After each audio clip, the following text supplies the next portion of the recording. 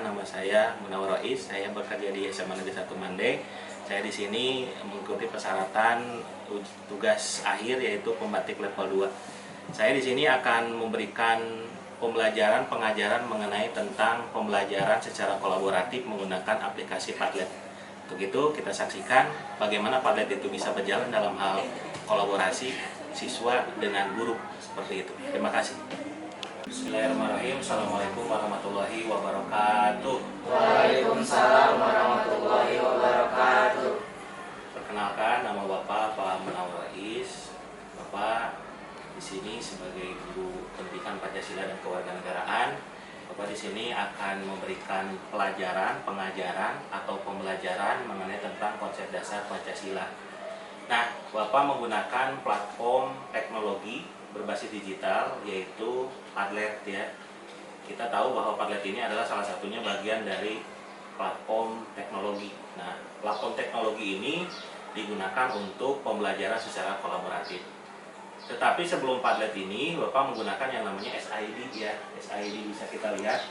SID ini adalah salah satunya bagian dari berbasis web ya. Nah, ini juga salah satu yang sudah Bapak buat mengenai tentang pembelajaran secara kolaboratif. Nah, bisa dibuka mengenai tentang website. Nah, ini website Bapak bisa dilihat di sini yaitu menggunakan Google Site. Google Site ini juga sebagai platform berkaitan dengan teknologi berbasis digital. Akses pendidikan bisa kita lihat di sini.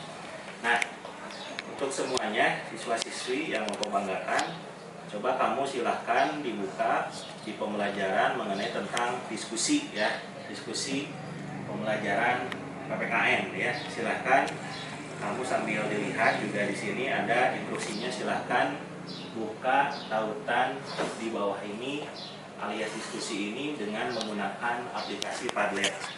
Bisa kita lihat di sini aplikasi Padlet ini. Nah, bisa dilihat dibuka.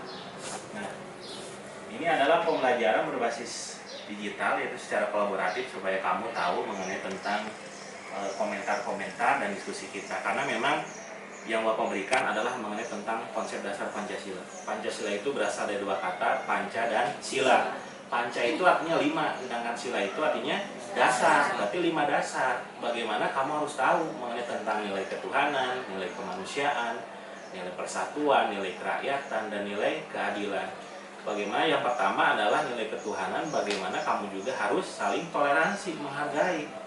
Tidak boleh sembarangan mengintimidasi dengan agama yang lain, agama yang berbeda. Tetapi kita adalah bagian dari, kita ini sebagai bagian dari toleransi ya.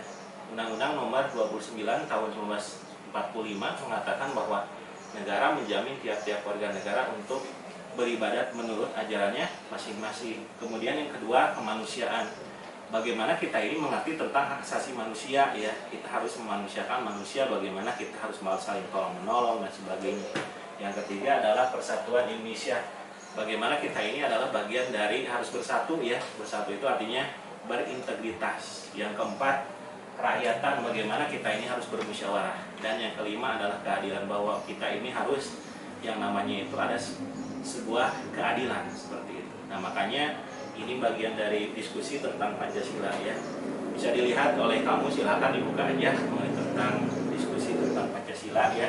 Yang tadi sudah yang sudah berkomentar mengenai tentang yang dimaksud dengan Pancasila. Di sini ada Romi Mandala Putra mengatakan bahwa Pancasila merupakan dasar tatanan negara Indonesia, bisa disebut juga sebagai dasar hukum negara Indonesia ya, Romi ya.